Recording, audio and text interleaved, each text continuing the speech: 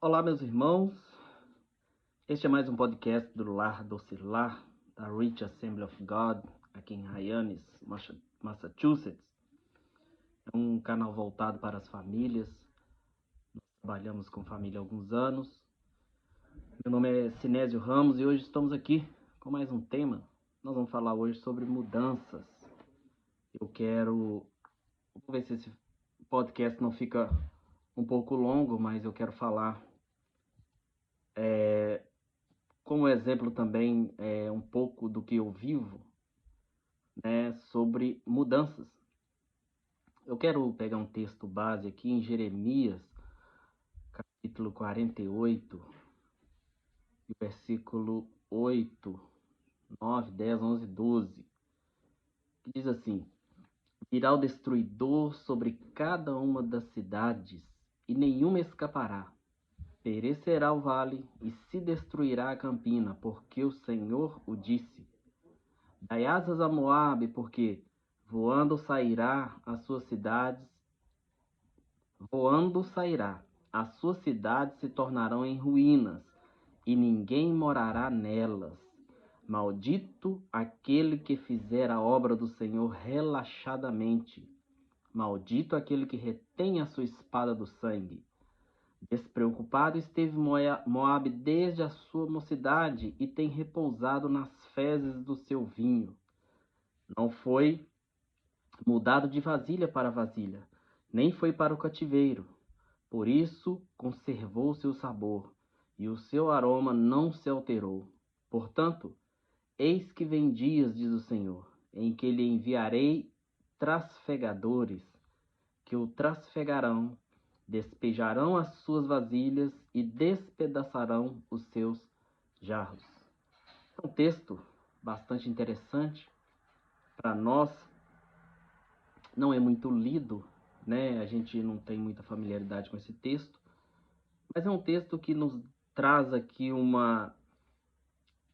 ponto muito importante dessa profecia para Moab. Nós vemos que Deus ele fala com Jeremias, para Jeremias falar com o povo, Deus fala através da boca de Jeremias, né? É assim que está no início do livro. E a gente vê que há algumas profecias, não somente para o povo de Israel, mas a partir aí do capítulo 46, a gente vê que tem algumas profecias para o Egito, no 47 para os filisteus, esse 48 é para Moab, né? O 49 para os amonitas, o 50 para a Babilônia. Então, tem algumas profecias específicas para algumas nações. E eu quero, aqui a gente ficar um pouquinho nesse capítulo 48 para nós entender e aprender algumas coisas importantes sobre mudanças de vida, mudanças de hábito. Gravei recente agora um podcast falando sobre estilo de vida. Convido os irmãos a escutar ele também.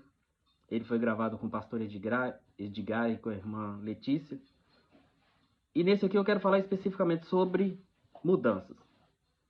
Então, tem uma profecia sobre Moab. Quem era Moab? Moab era o filho mais velho da era o filho da filha de Ló, a filha mais velha de Ló, que ela teve exatamente com o pai dela. A gente pode conferir isso ali em Gênesis, no capítulo 19, está falando desse incesto, no qual a filha mais velha gera um filho chamado Moab. E aqui nesse capítulo 48, Deus tem uma profecia para Moab. E é uma profecia que traz o que? Juízo. Juízo para Moab, né? Deus, ele censura como Moab está agindo, a forma como que ele está agindo. Né? No versículo 11 fala assim, ó, despreocupado esteve Moab desde a sua mocidade, e tem repousado nas fezes do seu vinho, e não foi mudado de vasilha para vasilha, nem foi para o cativeiro. Por isso conservou seu sabor, e o seu aroma não alterou. Então, Deus aqui ele traz uma profecia para Moab da seguinte forma: vocês estagnaram, vocês pararam. E há uma diferença entre estagnar e estabilizar. Algo estabilizado é diferente de algo estagnado. Isso tem bastante diferença e no decorrer aqui nós vamos ver essas diferenças. Mas Moab ela não estava preparada aí para viver mudanças. Né? O próprio versículo fala aqui, ó, desde a sua mocidade. Não foi mudado. Não houve mudanças nenhuma, né? Eles estão ali, ó, vivendo sem preocupação, vivendo um dia após o outro, o que é, e pronto, né? Vem as coisas e não faz diferença nenhuma. E onde eu quero chegar? Eu quero chegar nisso aqui é porque a gente vive dessa forma. Nós vivemos dessa forma. É, é, nós somos tendenciosos a fazer as, a não fazer mudança. Mudança nos incomoda, na verdade. Então, a gente tem a tendência a não mudar. Em time que está ganhando, a gente não mexe. Não é isso? Nós não queremos, nós somos pessoas de rotina, né? Tem muitas pessoas, eu mesmo levanto, faço café, tomo café, pego meu carro e vou trabalhar. Então nós temos uma rotina. Aí dá o horário de voltar, eu volto para casa. Se eu tiver que fazer alguma coisa, eu faço. Se não, daí a pouco eu tô na minha cama e aí fica nessa rotina, né? Toda a vida. E, e se tem uma coisa que nos desestabiliza, nos deixa incomodado, o que que é? Mudança. Toda vez que se fala em mudança, isso nos traz um pouco de desconforto, né? E às vezes para nós continuarmos aí ganhando ou, né, continuarmos vencendo, mudanças são necessárias. Né? Isso tem os ditados aí, ó, em time que está ganhando não mexe, mas para o time às vezes continuar ganhando é necessário mexer, né? É necessário alterar, é necessário sair daquela estagnação, não é isso? E o problema de Moab é exatamente esse, essa resistência à mudança, a qual Deus censura eles devido a isso, né? Deus usa aí um exemplo bem popular que é o vinho para eles, porque eles eram produtores de vinho. Então Deus usa o vinho. Então o que que acontece com o vinho? O vinho ele quando ele é colhido lá no pé, ele vem para um lugar que chama lagar, é um poço, no capítulo 6, né, fala que capítulo 6 de Juízes fala que Gideão estava malhando trigo no lagar, né? E o lagar é um lugar, é tipo um tonel, tipo uma cisterna, alguma coisa assim, em que é jogada as uvas ali dentro e você vai amassando, né, com os pés. O processo era amassar com os pés. Eles iam pisando aquelas uvas e aquele caldo ele ia descendo e ia caindo em uma outra vasilha. Então o processo é esse: colhe as uvas, põe ela dentro do lagar ali, daquela grande bacia, aquela coisa ali, eles vão espremendo aquilo ali vai descendo de todas as formas. Tudo que tem ali vai descendo para uma vasilha. E esta vasilha, ela vai passar por um processo agora que é chamado de decantação. E o que que acontece? O vinho, ele fica no lugar parado, e aí esse processo de decantação consiste em que as partículas pesadas, elas tendem a descer, não é isso? E aí o viticultor, ou o enólogo, como a gente chama, ele tem um tempo exato em que ele sabe que já foi o tempo necessário para que toda partícula que seja pesada ali já decantou e agora ele precisa fazer o quê? Ele precisa tirar o vinho, o vinho que sobrou ali por cima, né? E separar aí desse produto que ficou no final aí, que a própria Bíblia chama aqui de fezes do vinho, né? Porque o restante de tudo é resto de folha, casca, semente, tudo que está ali que não faz parte do vinho, ele desce para aquele lugar. Por quê? Porque costuma apodrecer, né? Então, se apodrece, o que que faz? Ela altera o gosto do vinho. E esse vinho agora ele precisa mudar de vasilha, ele precisa sair de uma vasilha e ir para uma outra vasilha, ele precisa ir para um outro local, para uma adega, né, para que ele possa ali ficar ali em tonéis e aí sim ele começar a melhorar, né? Tem até o ditado que fala que vinho novo que é o vinho gostoso, ou vinho velho que é o vinho gostoso, né? Quanto mais velho, diz que é mais gostoso. Eu não entendo muito de vinho, eu só entendo do processo de fabricação dele no passado, até porque a Bíblia é cheia desses exemplos de vinho, a gente estuda muito isso. Então, ele vai ficar no lugar agora para quê? Para que ele possa o quê? Melhorar, né? Para que ele possa aí oxigenar, pegar cor, pegar sabor, né? Isso. Tem pessoas aí que só de rodar ele na taça sabe. Então, Deus ele está fazendo o quê? Ele está mostrando para o povo, falando através de Jeremias para o povo de Moabe, que eles estão como vinho. Só que o vinho, no versículo 11 aqui, ele fala muito bem, olha, não foi mudado de vasilha, né? Não foi alterado de vasilha, não tirou para lugar nenhum para ser, para ser mudado, para ser colocado em outro lugar. E aí Deus diz, vocês não mudaram. E é exatamente isso que eu quero falar, é sobre mudanças. Mudanças, irmãos, é necessário para a nossa vida. É necessário mudanças para nossas vidas. Nós precisamos mudar. Nós precisamos. Aqui em casa, às vezes eu chego e às vezes o sofá está num lugar diferente, a mesa está num lugar diferente, ou então entro no quarto tem uma coisa diferente. A minha esposa sempre procura a mudar as coisas. E por que nós não mudamos? Nós não mudamos porque nós temos medo de perder algo, né, que nós conseguimos adquirir, daquele conforto em que nós estávamos ali. Nós temos medo de abandonar algo é, que às vezes a gente julga ter muito valor, não é isso? Abandonar coisas antigas nos paralisa. Tem pessoas que vai acumulando coisas antigas, né? Então, esse processo de mudança, ele é difícil exatamente por causa disso, porque quando eu mudo, os irmãos que já mudaram de casa, os irmãos sabem muito bem disso. Se você muda para uma casa maior, você precisa adquirir mais móveis. Mas se você muda para uma casa menor, como já aconteceu comigo algumas vezes, tem móveis que você tem que vender, tem móveis que você tem que doar, tem móveis que você tem que jogar fora, porque você não tem aonde colocar. Então, esse processo de mudança, ele é um pouco difícil mesmo. Mas quando você muda, que o processo estabiliza, é outra coisa, é outra vida, não é? Se você tem, você começa a usufruir daquilo ali que te deu, que você mudou, né? Daquela mudança que você fez. E todo esse espaço, porque assim, quando a gente ocupa um lugar, um espaço, todos esses espaços, eles possuem um limite, né? E às vezes nós, o que acontece? A gente chega a um momento em que nós não estamos mais cabendo nesse espaço.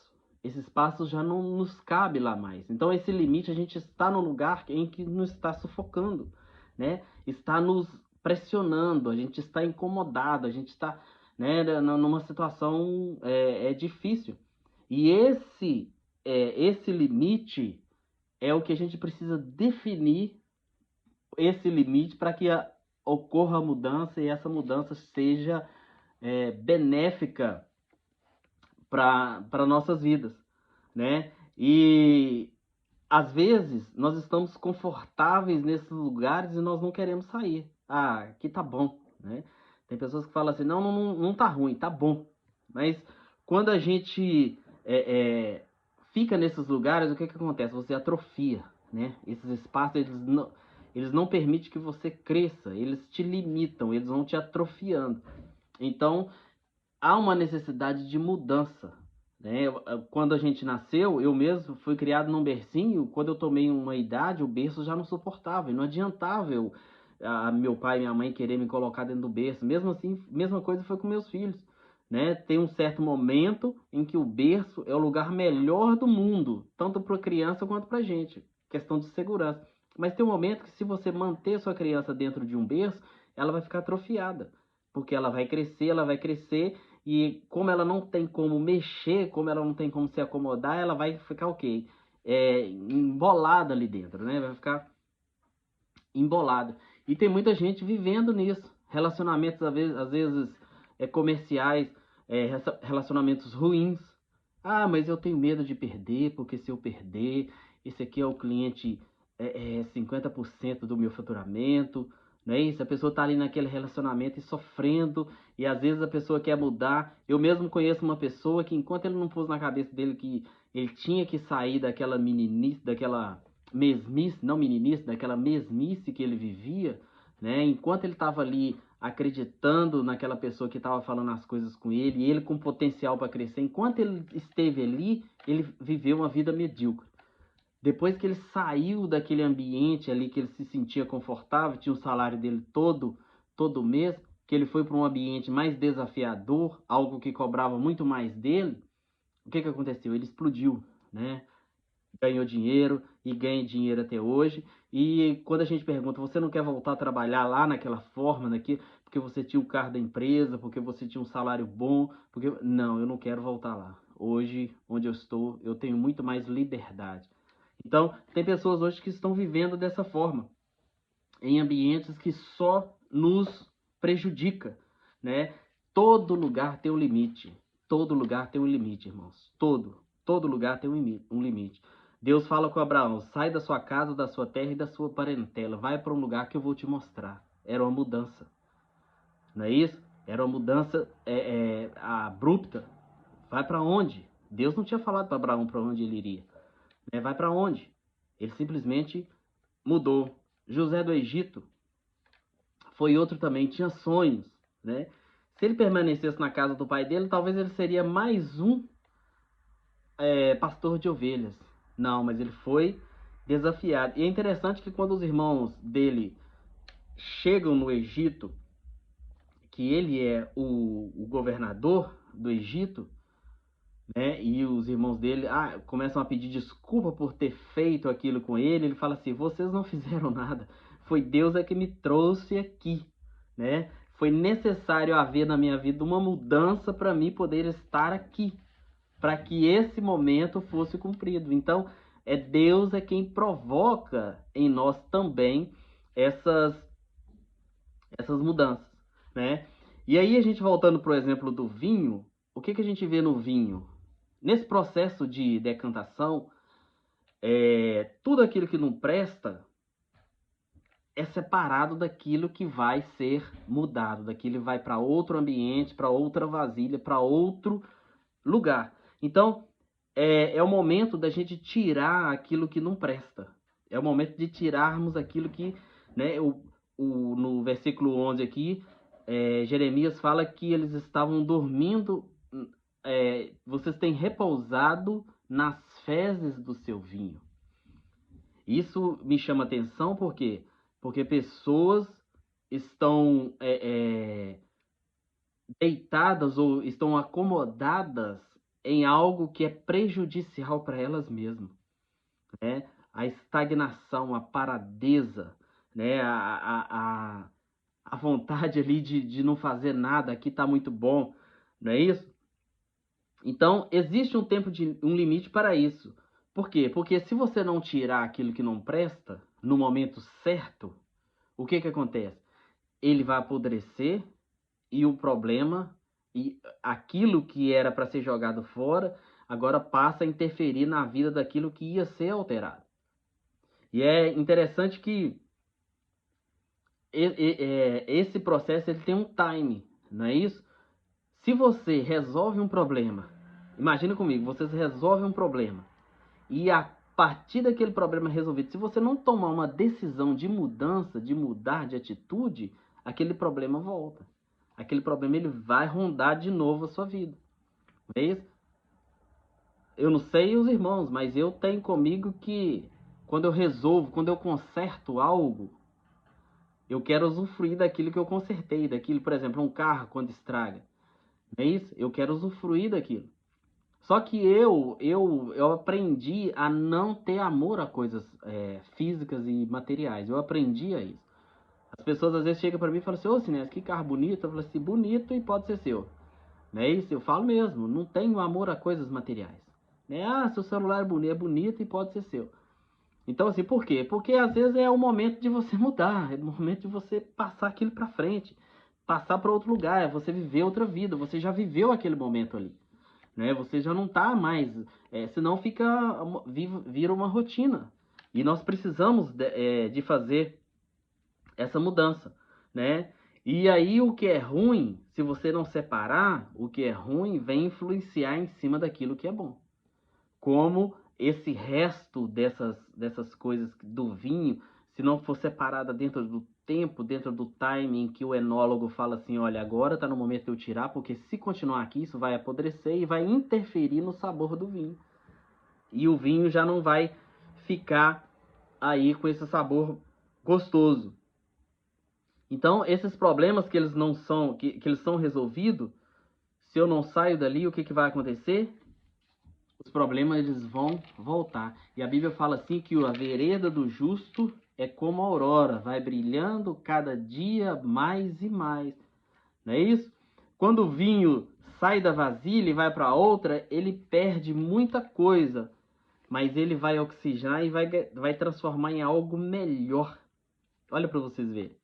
Então, quando ele sai daquela vasilha e vai para outro lugar, muda o formato, muda o ambiente, e aquela transformação é para melhorar o vinho que estava ali, não é isso?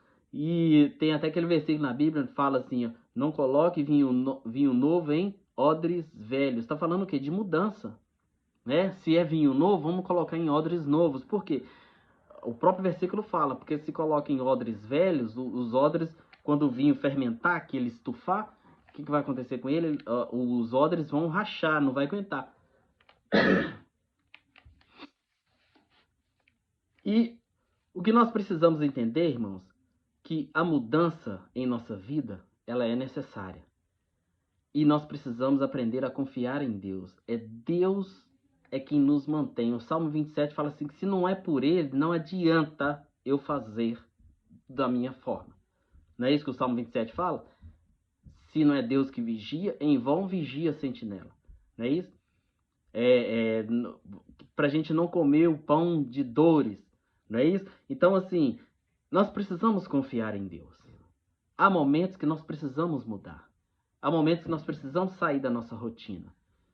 Eu gosto muito disso porque eu lembro que no ano 2000, foi se eu casei em 98, no ano 2000, nós falamos assim, vamos mudar para um outro país? Falei com a minha esposa e ela falou assim, vamos. E nós mudamos para outro país. Saímos com a roupa do corpo e fomos para outro país. Chegando nesse país, Deus nos prosperou ali naquele lugar. Deus nos abençoou ali naquele lugar, né? Voltamos para o Brasil, Deus voltou também, voltamos do mesmo jeito, Deus nos abençoou novamente ali no Brasil. E chegou o momento de eu mudar aqui para os Estados Unidos. Eu recordo que eu escutei, eu vi pessoas, né? Alguém me falou que pessoas viraram para mim e falaram comigo assim: Sinésio, você é doido, você pegar sua família, você mudar, você. Irmãos, existe uma consequência em nossas atitudes. Existe uma consequência. A Bíblia fala assim que o homem, o que ele semeia é o que ele planta.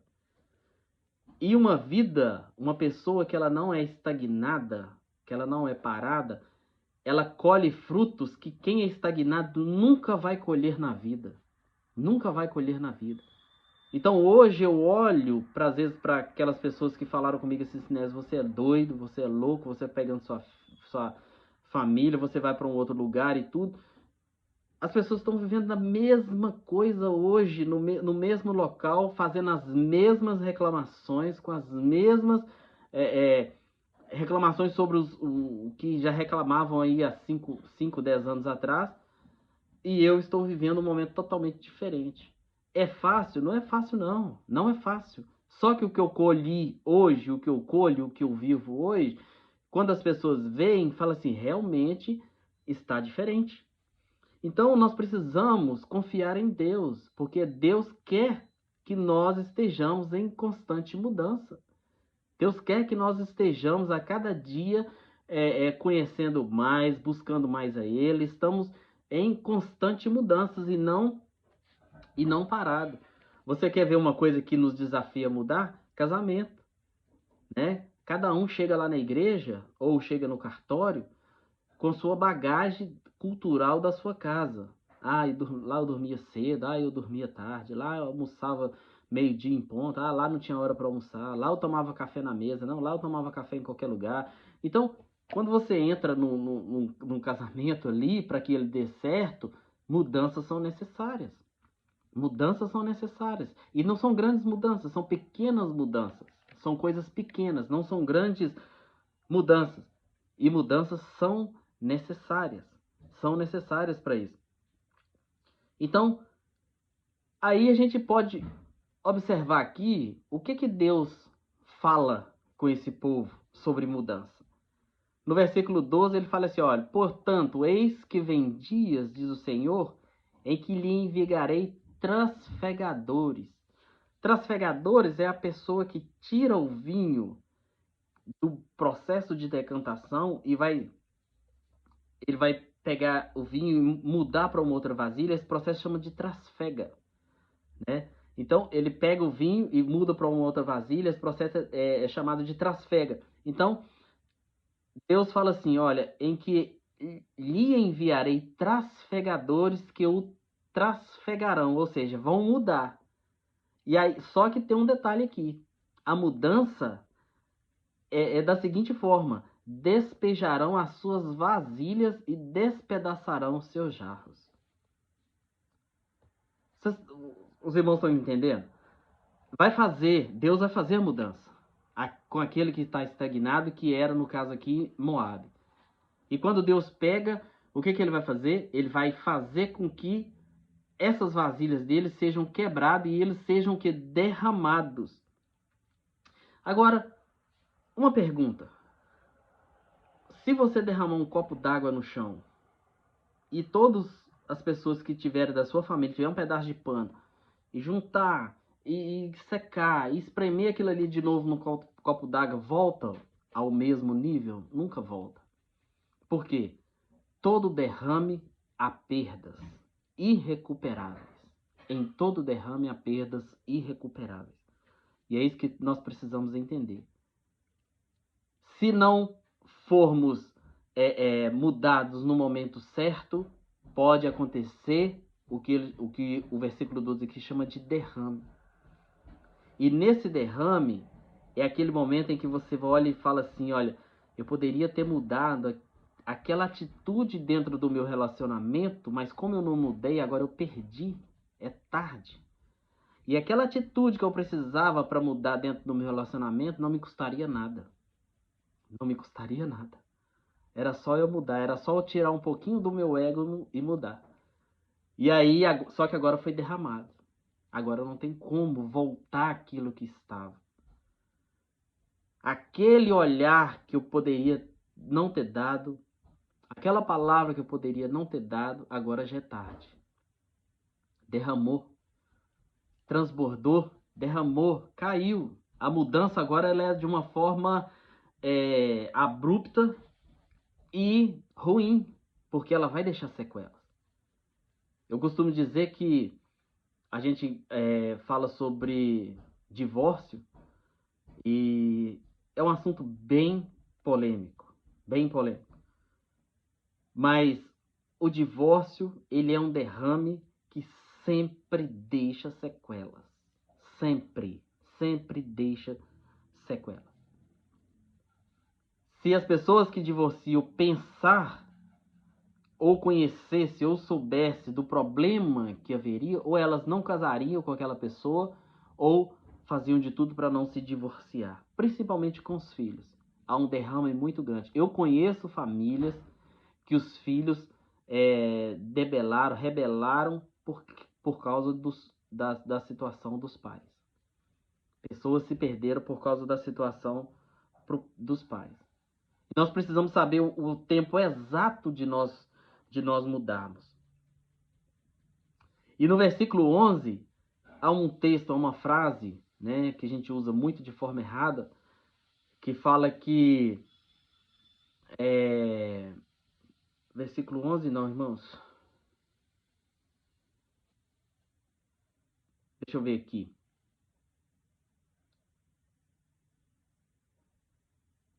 No versículo 9, desculpa. No versículo 9, a gente fala... Não, versículo 10. Versículo 10 a gente fala assim, olha. Maldito aquele que fizer a obra do Senhor relaxadamente. Maldito aquele que retém a sua espada do sangue. Observa para os irmãos verem. Olha o contexto que está sendo utilizado esse versículo. E quando a gente vê o que estava acontecendo com o povo de Israel, a gente vê que Deus ele chega para o povo de Israel e fala assim, olha, vocês vão entrar com a espada e vão dominar o povo. O fazer a obra de Deus relaxadamente aqui era exatamente ir contra a estagnação daquela nação parada.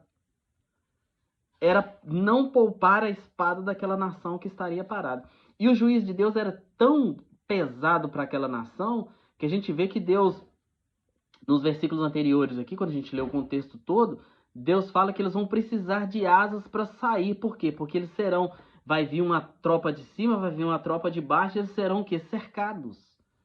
Eles iriam precisar de asas para sair. E aí o fazer a obra de Deus relaxadamente, exatamente não promover a mudança. É isso que é fazer a obra de Deus relaxadamente, no contexto desse versículo aqui. Fazer a obra de Deus não é lutar para que as coisas antigas permaneçam. É lutar, fazer a obra de Deus é se aliar com a vontade de Deus, né? Que muitas vezes nos conduz à mudança.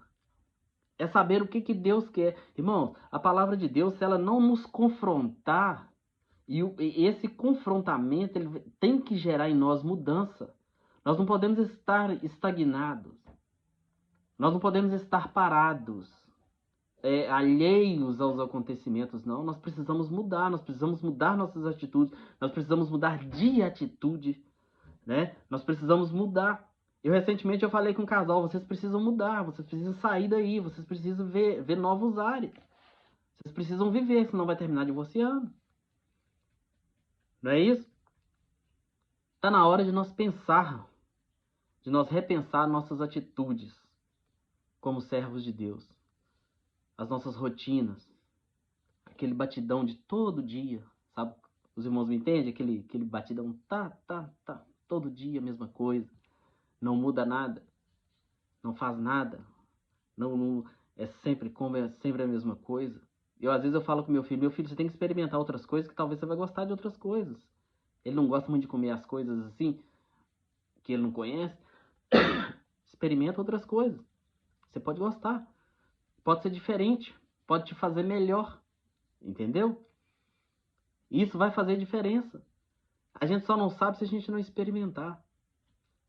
Precisamos mudar. O tempo passou e como você é visto? Alguém que olha para você e fala assim, rapaz, minha irmã, você mudou, você está diferente, experiência. Te vejo uma pessoa diferente. Ou a pessoa olha para você e fala assim, cara, você estagnou, você está no mesmo nível, você não mudou nada. Você continua na mesma toada, até as reclamações são as mesmas. Você não vira o disco. Qual que é a sua situação? Vamos repensar isso. A Bíblia fala que Isaac foi enviado para um deserto. E chegando nesse deserto, num tempo seco, ele colheu 100 por 1. Era por causa de Isaac? Não, era por causa de Deus. Deus fez ele colher 100 por 1. Mas por quê? Porque é um desafio. Nós sairmos da nossa situação de estagnação. O que tem lá na minha mudança, para onde eu estou indo? Quando eu vim para os Estados Unidos, o que tem lá? Não sei. Como que se trabalha? Também não sei. Como que funcionam as coisas? Não sei. Agora hoje me pergunta, Sinésio, você voltaria para o Brasil? Voltaria para visitar? Não é? Deus é Ele quem cuida de nós, irmãos. Deus é quem cuida de nós. E nós precisamos ter isso em mente. Nós precisamos acreditar nisso. Afinal de contas, nós servimos a um Deus vivo, todo-poderoso, que controla todo o universo. E se nós não temos esse nível de confiança em Deus, de entregarmos as nossas vidas, as nossas atitudes, as nossas ações na mão dele, nós somos simplesmente mais um religioso. É Deus quem controla as nossas vidas. Salmo 23 fala assim, olha, o Senhor é meu pastor e nada me faltará. Eu já contei essa ilustração em algumas pregações que eu fiz, mas eu quero repetir aqui. Uma vez o pastor deu uma oportunidade para uma criança recitar um versículo no horário do culto. E a criança subiu ali no púlpito, pegou o microfone e o pastor falou, agora pode falar. E a criança pegou o microfone, o Senhor é o meu pastor. E garrou ali. Aí a criança falou de novo, o Senhor é o meu pastor. E o pastor, né, ali naquela ansiedade para ver se ele falava. E ali, depois de alguma insistência, a criança falou assim, e é só disso que eu preciso. Se o Senhor for seu pastor, nada vai te faltar. Acredite nesta mensagem. Que Deus te abençoe, que Deus abençoe a sua família. Espero que Deus tenha falado no seu coração através dessa mensagem. Se você gostou, curte aí nosso podcast. E em breve estaremos aqui com mais um. Em nome de Jesus, que Deus continue te abençoando. Amém.